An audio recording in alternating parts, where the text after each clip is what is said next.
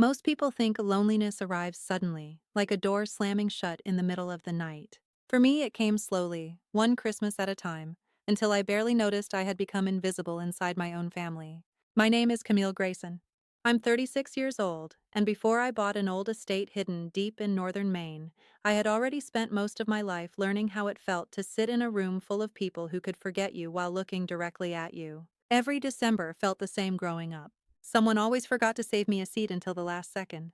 Gifts for me looked rushed, like they had been picked up while standing in a checkout line somewhere. If I arrived late, no one noticed. If I stayed quiet, no one asked why. And somehow, every holiday ended with me apologizing for feeling hurt, as though disappointment itself had become a flaw in my personality.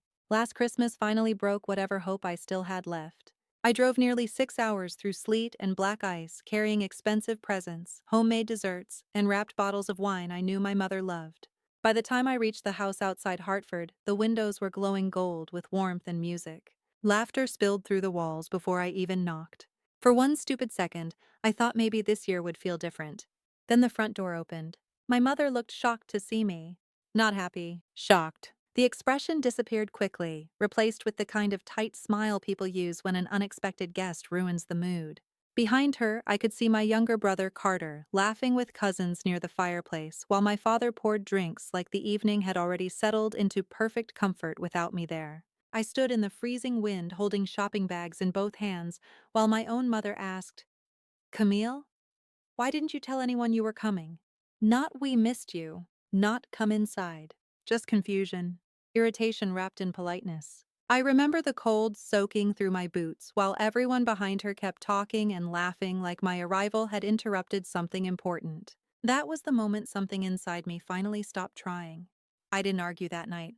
I didn't cry in front of them. I stayed through dinner, smiled when expected, and listened to Carter talk for an hour about his newest failed business idea while everyone treated him like a misunderstood genius. Nobody asked about my life. Nobody asked how work was going in Chicago. Nobody noticed I barely touched my food. And when I drove home the next morning before sunrise, I realized I was done begging people to make space for me. So this year, I gave myself something nobody in my family could claim credit for. An estate, stone walls, iron gates, a private road hidden beneath rows of pine trees. Enough distance from the rest of the world to finally breathe without waiting for someone to ruin the silence. I didn't buy the place because I wanted luxury. I bought it because I was exhausted from feeling reachable. After that last Christmas, I erased myself from every trail my family knew how to follow. I changed my number, locked every social account, redirected my mail through a private service nearly 40 minutes away. I stopped posting pictures, stopped tagging locations, stopped giving the internet tiny pieces of myself people could use like breadcrumbs. At work, I became predictable in the safest possible way. I showed up, finished projects, answered emails, and left quietly. Nobody knew I spent nights researching property law, trust structures, and private ownership protections while searching for somewhere that felt untouchable.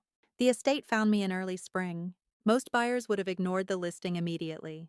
The place looked too old, too severe, too isolated. It sat outside a tiny town called Briar's Edge, surrounded by dense woods and acres of frozen land that made the rest of the world feel very far away. Locals called it Ravensmere House. The estate belonged to a protected historic district, which meant endless regulations and layers of legal restrictions. Most people saw headaches. I saw armor. I purchased the property through a complicated trust arrangement designed specifically to separate my personal identity from direct ownership. The paperwork bored everyone except attorneys, which made it perfect. By the time winter returned, the house legally belonged to an entity complicated enough to discourage exactly the kind of manipulation my family specialized in.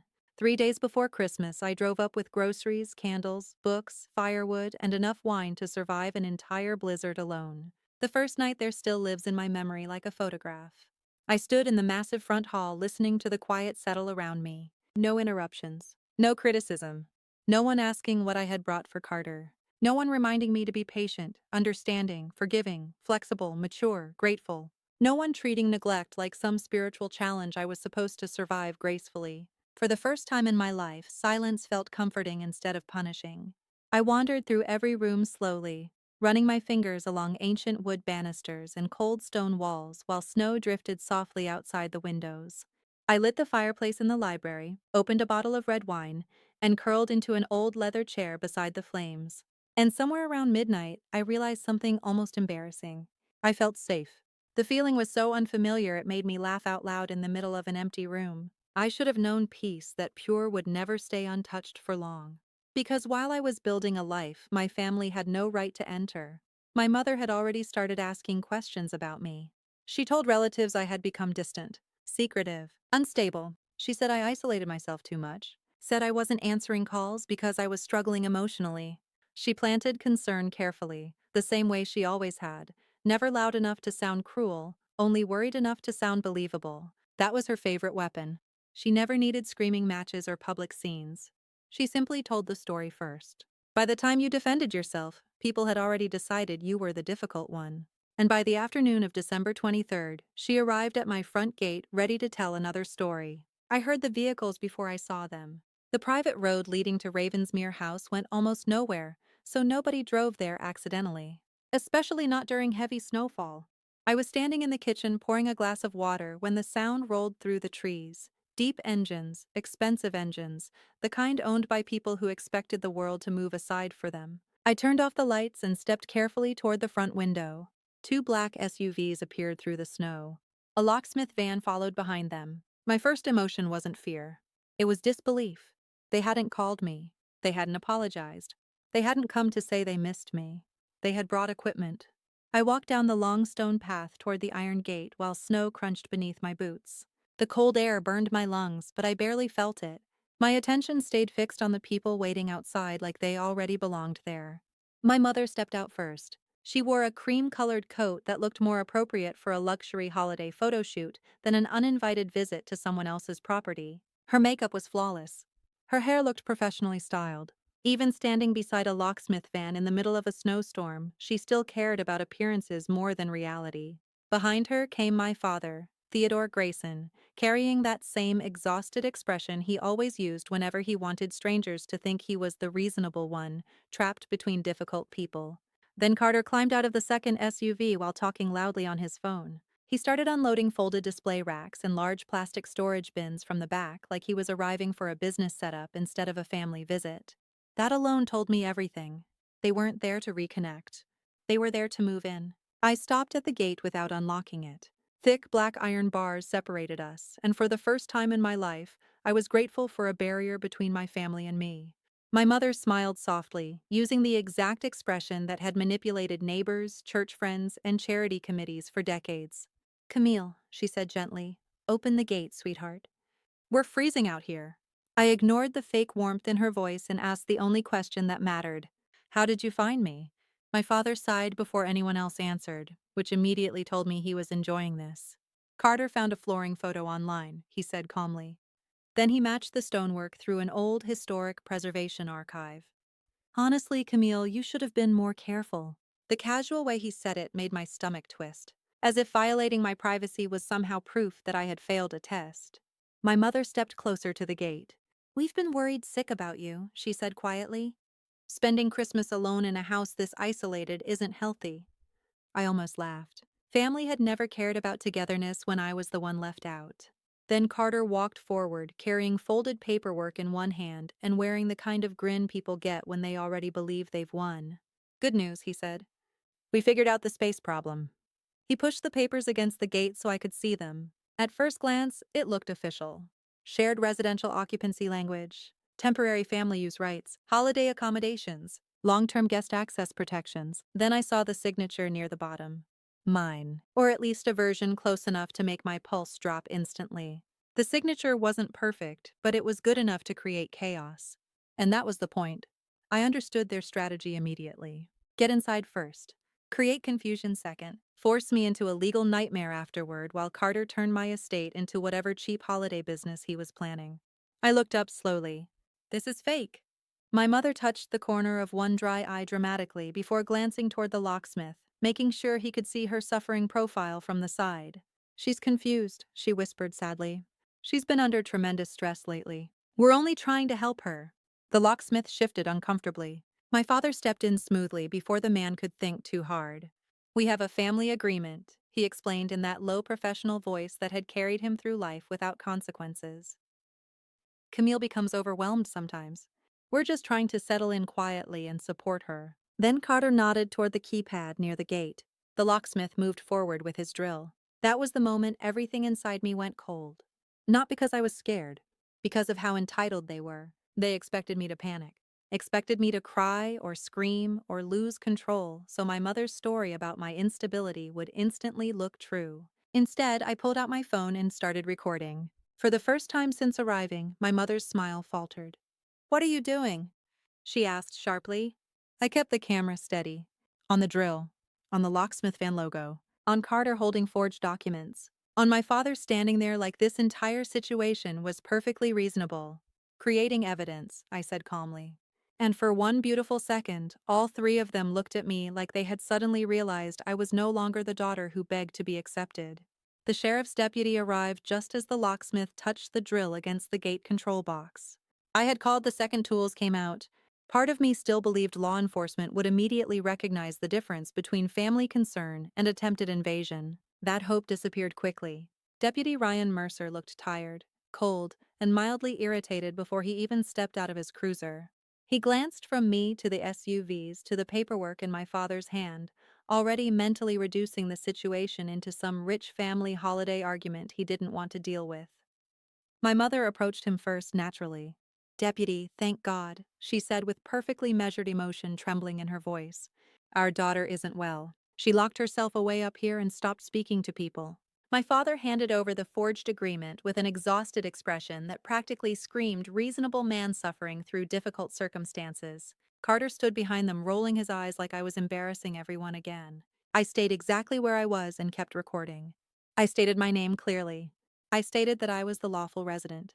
I stated they did not have permission to enter. I stated the signature was forged. The deputy looked at the paperwork, then looked at me. And like so many people before him, he made the mistake of believing the calmer liar. "She gets like this when she feels abandoned," my mother said softly. "She thinks everyone is attacking her." Abandoned, as if neglect were an imaginary feeling instead of a lifetime pattern she had built herself. The deputy rubbed his jaw and gave me the same look women receive when they're articulate enough to be inconvenient. "Ma'am," he said carefully, "if there's paperwork involved and disagreement over validity, this may be a civil matter." Civil, as if forged documents and forced entry tools were just a misunderstanding in winter coats. My father saw the opening immediately. "We're not removing her," he explained. "We're supporting shared family use of the property. Carter needs temporary space for a seasonal content business he's launching, and Camille had already agreed before she started isolating herself again." That was the first moment their real motive became fully visible. A business, of course. That explained the storage bins, the display racks, the lighting equipment still packed inside the SUVs. Carter didn't want a place to stay. He wanted a luxury backdrop he could monetize online while my mother played charming hostess, and my father framed the entire thing as family generosity. I looked directly at my brother. "You're trying to run commercial events from my home?" He smirked like I was being dramatic. "It's not your home like that, Camille." That sentence stayed with me. Not your home like that. Because underneath every manipulation my family ever used, there was always the same belief. Nothing that belonged to me truly counted if they decided they wanted access to it. The deputy told everyone to remain calm and stopped short of removing them from the property. He didn't give them permission, but he gave them something almost worse: ambiguity. And selfish people survive inside ambiguity like mold in darkness. The second he stepped back toward his cruiser, Carter started unloading more equipment onto the roadside shoulder. I heard him making a phone call, casually giving someone my address while mentioning holiday transfer services and seasonal operations. That was when I called Vivian Holloway. She answered on the second ring. Vivian was my attorney, and unlike my family, she never wasted time pretending ugly situations were harmless. I explained everything quickly. Forged occupancy agreement, attempted forced entry, historic district protections, possible fraud, active police presence. Vivian became silent for exactly 3 seconds. Then she said, "Camille, listen carefully. Do not argue emotionally. Record everything. Ask the deputy to verify title ownership, not just residency paperwork. And if your brother is attempting commercial activity on protected property without approval, he may have just destroyed himself." I looked at my family standing beside their equipment and fake concern. And for the first time that day, I felt something stronger than anger. I felt prepared. Vivian never came to Ravensmere House that afternoon, but she did something far more useful. She contacted the sheriff's department directly. While I stood in the snow watching my family pretend innocence beside a locksmith van, certified ownership records landed in the deputy's inbox along with trust documentation complicated enough to make his entire posture change within minutes. The shift happened slowly. That was the satisfying part. Not dramatic, not explosive, just gradual realization spreading across his face like ice cracking beneath too much weight. Deputy Mercer walked back toward the gate with a stiffness that hadn't been there earlier.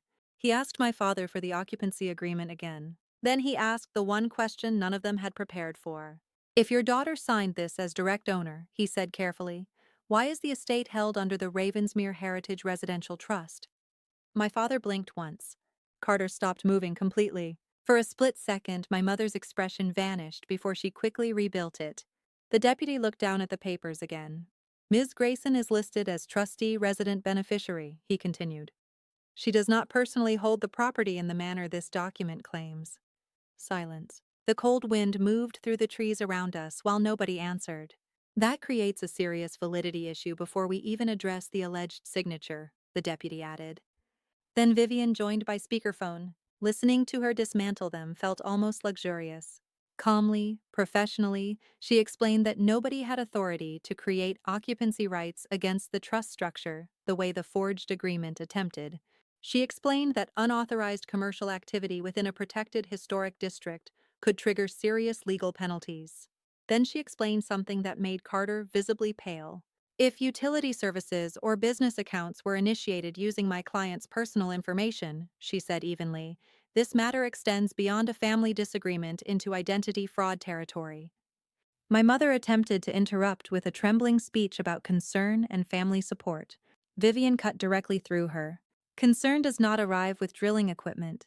The silence afterward felt heavy enough to touch. Finally, Deputy Mercer straightened his shoulders and told them to stop unloading equipment immediately and leave the property. Carter argued first. Of course he did. This is harassment, he snapped. She promised space for the launch. She's sabotaging me. My father tried one final performance. Surely this can be resolved privately. But there was nothing private left anymore. I had recordings. The deputy had evidence.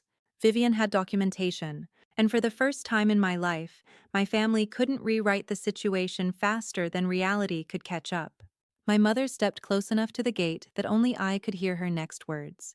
You're humiliating us. That sentence almost made me laugh. As if humiliation had only just entered our family, instead of sitting beside me at every Christmas dinner since childhood.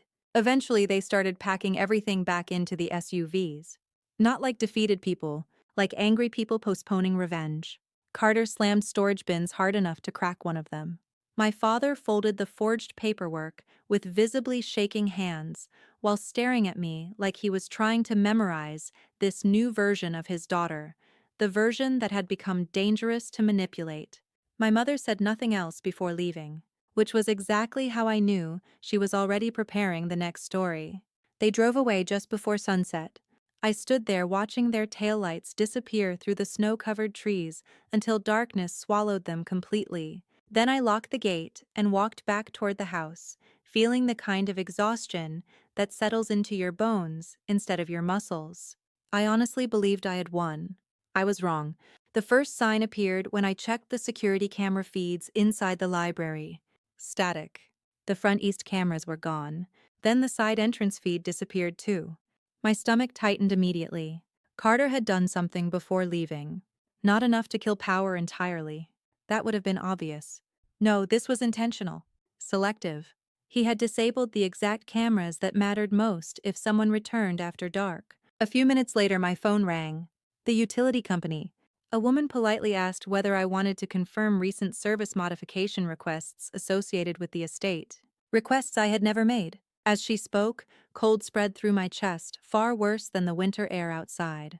Carter had already attempted changes using fragments of my personal information, old addresses, partial social security details, security verification prompts, information only family members would know. That night, I sat alone in the library beneath warm lamplight while snow battered the windows outside, and I built the file that would eventually destroy them. I froze my credit accounts. documented the utility fraud attempt, filed an identity theft report, sent screenshots and recordings to Vivian. Then I wrote everything out by hand in a notebook because sometimes anger becomes easier to trust when it exists in ink.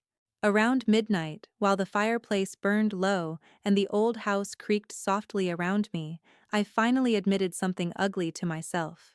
They hadn't come because they loved me. They had come because I had finally created something outside their control. And people like my family could never tolerate losing access to something valuable. That kind of entitlement doesn't disappear quietly. It circles back. By the next morning, my mother had already launched the next phase. Public sympathy. A cousin I hadn't spoken to in nearly 4 years sent me screenshots before breakfast. My mother had posted on Facebook about driving all the way to remote northern Maine to check on her emotionally struggling daughter, only to discover me isolated, unstable, and hiding alone in a dark historic estate after weeks of concerning behavior. The comments flooded with pity. Praying for your family. She always seemed troubled. Some daughters don't appreciate sacrifice. Your poor mother. I read every comment carefully without responding. Then I took screenshots and saved them into a folder labeled defamation. That was the difference between the old version of me and the woman now living inside Ravensmere House. I no longer wasted energy arguing with lies in real time. I archived them. Around 10 that morning, Carter tried another angle. This time, he submitted a vendor inquiry request for a seasonal event permit using my address and a slightly altered version of my name. He was building a paper trail, trying to create evidence that commercial operations had already been approved, and suddenly, the entire shape of their plan became crystal clear. Carter was drowning financially and needed a luxury holiday venue immediately. My mother wanted curated family images she could display online while playing the role of elegant matriarch. My father wanted everything framed as a cooperative family arrangement so nobody would question the money, the permits, or the legality of any of it. They weren't trying to find shelter. They were trying to steal legitimacy. Vivian called again shortly before noon. If they attempt another entry, she said, especially with equipment or fraudulent authority documents, we can escalate this far beyond trespassing. Then she paused. Camille, stop thinking like a daughter defending herself. Start thinking like someone building a case. That sentence changed everything, because until that moment, I was still emotionally reacting to them like family. After that call, I started planning differently. Through a contact named Leonard Pike at the local Preservation Society, I arranged a small Christmas Eve heritage gathering under the estate's residential hospitality allowance. The legal language was painfully boring, which made it perfect. The event itself wasn't important. The witnesses were a local journalist, 2 preservation board members, a retired locksmith named Walter Haynes who specialized in forced entry assessments, private security arranged quietly through Vivian, people with credibility. People my family couldn't charm or manipulate once things turned ugly. By Christmas Eve evening, Ravensmere House looked abandoned from the road. Exterior lights remained off, curtains drawn, no visible movement anywhere. Inside, however, the estate glowed softly with controlled warmth. The library lamps burned low beside the fireplace. Wine sat untouched beside crystal glasses, while Leonard discussed restoration techniques with preservation officials near the dining room. The reporter, Claire Bennett, positioned herself quietly near the foyer, where she could hear everything without becoming the center of attention. Walter Haynes stood near the side corridor windows with the posture of a man already irritated by anyone foolish enough to damage a historic property. Security waited deeper inside the estate alongside another deputy fully aware of the earlier incident, and I stood near the staircase wearing a black dress for one simple reason. I wanted to look like someone who belonged inside her own home. At 7:14, my phone vibrated. Motion alert. Outer driveway. No headlights. Slow approach. Then another vehicle behind the SUVs. A rental truck. I stared at the screen for 2 seconds before looking toward the dark front windows. Last Christmas, my family forgot I existed until dinner started. This Christmas, they were returning with tools and transport trucks because I owned something they wanted, and they truly believed the dark house waiting ahead of them was empty. From the second-floor landing, I watched their vehicles crawl up the long, snowy drive with every light turned off. That alone told me they understood exactly what they were doing. Innocent people don't sneak toward houses in darkness. Carter jumped out first the second the SUVs stopped moving. This time he carried a crowbar instead of paperwork. His movements looked sharp and frantic, like a man running low on excuses and patience at the same time. My father climbed out behind him, holding another thick folder against his chest. More fake authority. More lies dressed in legal language. Then my mother emerged last. Even standing in the middle of a criminal setup, she looked immaculate. Dark wool coat, perfect makeup, styled hair untouched by the weather. She looked less like someone arriving to commit forced entry and more like someone attending a charity gala. A younger locksmith stepped nervously out of the rental truck beside them. The poor man already looked uncomfortable. I almost felt sorry for him. Almost. Nobody inside the house moved toward the door. That was the beauty of preparation. We let them reveal themselves naturally. Through thick wood walls and old stone corridors, we could hear nearly everything. Carter muttering, "If the side lock gives trouble, just break the glass." My father calmly insisting they had emergency authority to intervene. My mother raising her voice just enough to sound emotional if anyone overheard her. "Camille, sweetheart, open the door. We're here because we love you." Love. The word barely finished leaving her mouth before the crowbar slammed into my front door. The impact echoed violently through the foyer. Even the preservation board members froze. The second strike splintered part of the antique frame. Cold air rushed through the widening crack, while snow swirled across the marble entryway floor. Then the locksmith started drilling. Carter pried harder. My father barked instructions. And finally, with one violent cracking sound, the old front door gave way. Carter stumbled inside first, breathing heavily, still gripping the crowbar. For exactly 1 second, triumph spread across his face. Then the lights came on. Not every light in the estate. Only enough. Enough to illuminate the destroyed doorway. Enough to expose the tools in their hands. Enough for them to see me standing calmly at the foot of the staircase. Enough for them to notice Claire Bennett lifting her phone and recording.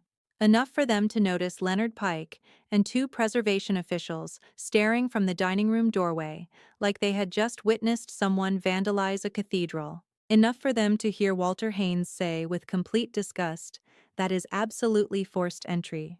Then Officer Daniel Cross stepped into view from the hallway with Deputy Mercer directly behind him. Flashlights hit their faces immediately. Hands where we can see them now. The silence shattered. Carter froze instantly. My father didn't. He launched into another performance before anyone could stop him. "We have authority," he said rapidly while waving the folder. "She's mentally unstable. She isolated herself. We're family." Officer Cross barely looked at him. Family doesn't get to break into protected residences with burglary tools. The sentence landed like a hammer. Carter slowly lowered the crowbar as though he had suddenly remembered metal had weight. Then my mother looked directly at me. The hatred in her eyes felt so pure it almost looked peaceful. "You planned this," she whispered. "No," I answered calmly. "I documented it." At that exact moment, Vivian entered through the side corridor carrying her briefcase and winter coat dusted with snow.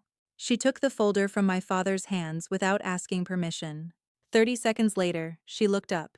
"Fake emergency authority," she said flatly. "Improper execution format. Invalid witness structure. Incorrect trust relationship." Then she glanced toward Carter. "You committed multiple felonies using internet templates." Claire Bennett almost smiled while continuing to record. My mother switched strategies immediately, crying, loudly, beautifully. The same elegant emotional collapse she had used my entire life whenever she needed strangers to see pain instead of manipulation.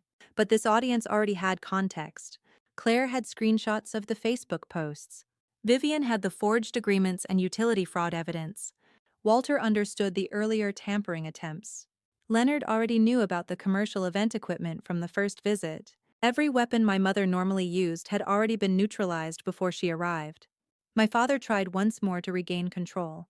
"This has gone too far," he said while staring at me desperately. "Camille, tell them we only wanted to talk."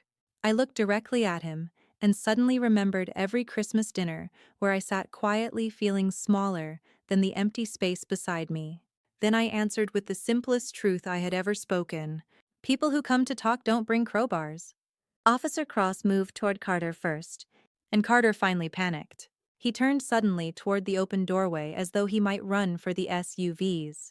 He barely made it 2 steps. Deputy Mercer caught him hard against the foyer wall, while the crowbar crashed onto the marble floor with a sharp metallic crack that echoed through the entire house.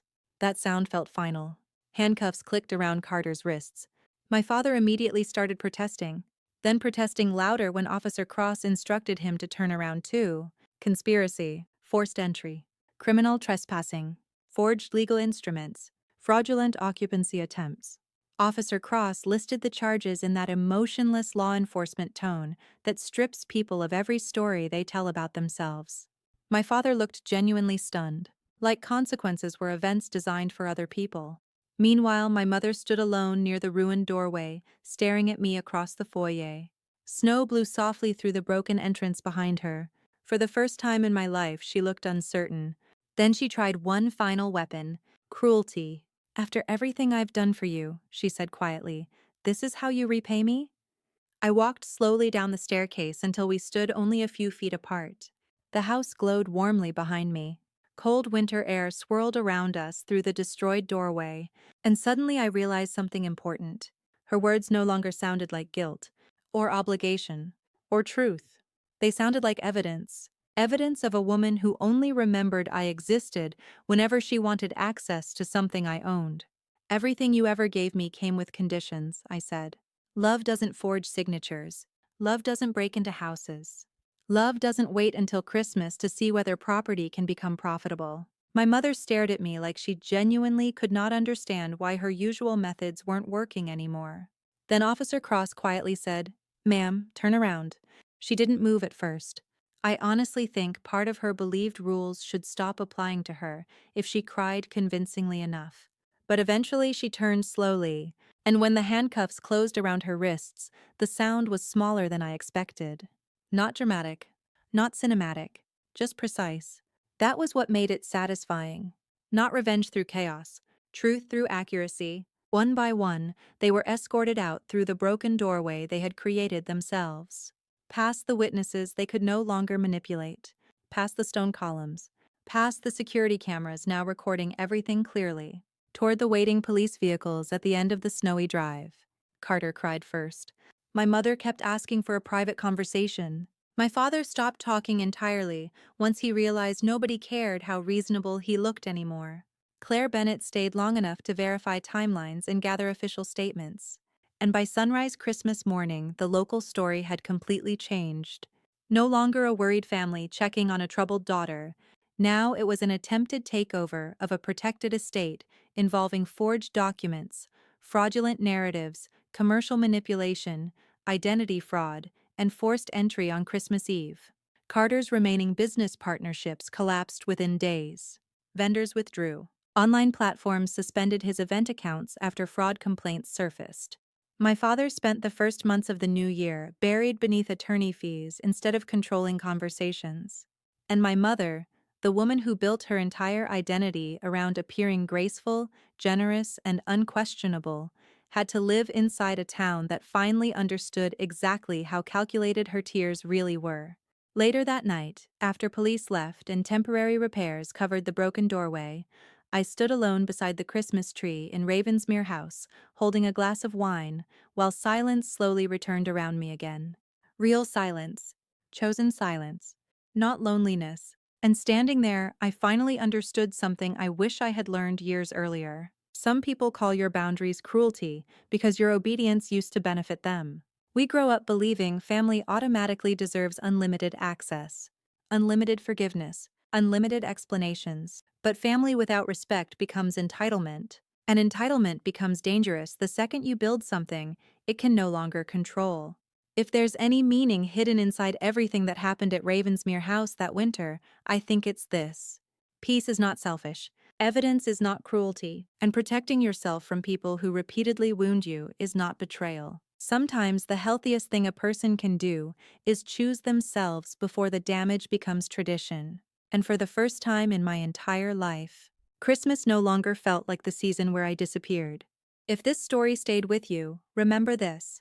Being related to someone does not give them ownership over your peace. Sometimes the people who hurt you the most will call your boundaries selfish simply because they can no longer benefit from your silence. But protecting your life, your home, and your future is not cruelty. It is survival. And sometimes the strongest thing you can do is stop begging for a seat at tables where you were never truly valued in the first place.